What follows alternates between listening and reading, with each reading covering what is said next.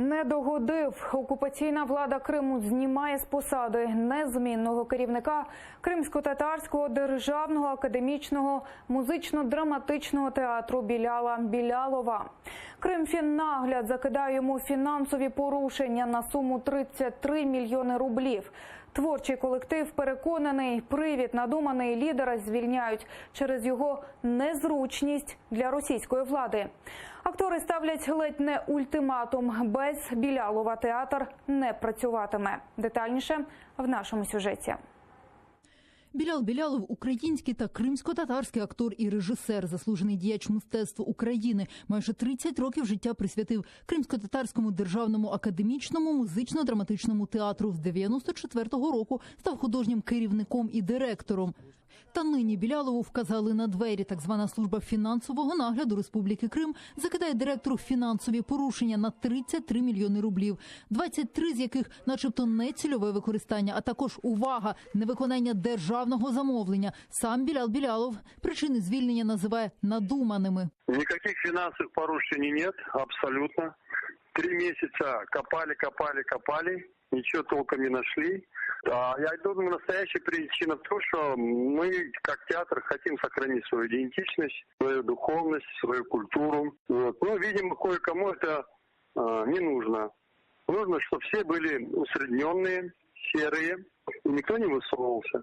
Актриса Луїза Усеїнова розповідає, тиск на керівника почався давно. Спочатку перевірки, а нині рішення про звільнення. Біляла Білялова хотіли усунути, бо незручний владі, переконана акторка. Сьогодні колектив театру зібрався, щоб обговорити цю ситуацію. На зборах вирішили, без керівника не працюватимуть.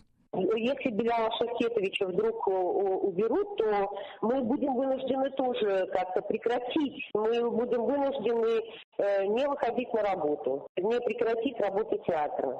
А это значит, то есть это развал театра, это его исчезновение, единственного в мире крымско-татарского театра. Голова Меджлісу Рифат Чубаров переконаний, Білял Білялов – один з найпотужніших організаторів театральної справи в Криму. Рішення про його звільнення – це спроба взяти мистецтво під повний контроль.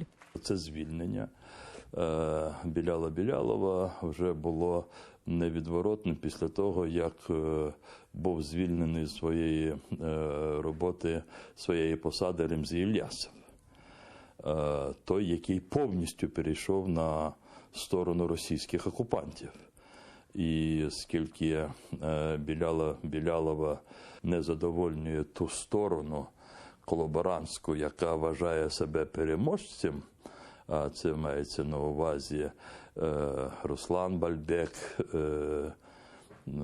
такі маргінали, як Івас Умеров, які взагалі в житті не розуміють, що таке театр і таке інше, то вони зараз розправляються з тими, яких вони вважають близькими були до Ремзі Ільясова. Віце-президент Всесвітнього конгресу кримських татар Ленур Ислямов вважає, попри те, що Білял Білялов був людиною Ремзі Ільясова, він зробив великий внесок у кримсько-татарський театр і культуру.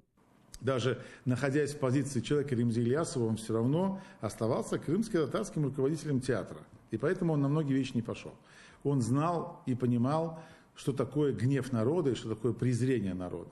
И поэтому русские не смогли его склонить на это дело. Он остался, я так думаю, на той позиции, которой оставался, заниматься культурой, а не лезть в то, называется, в русскую какую-то там игру в политику именно в плане русификации крымских татар.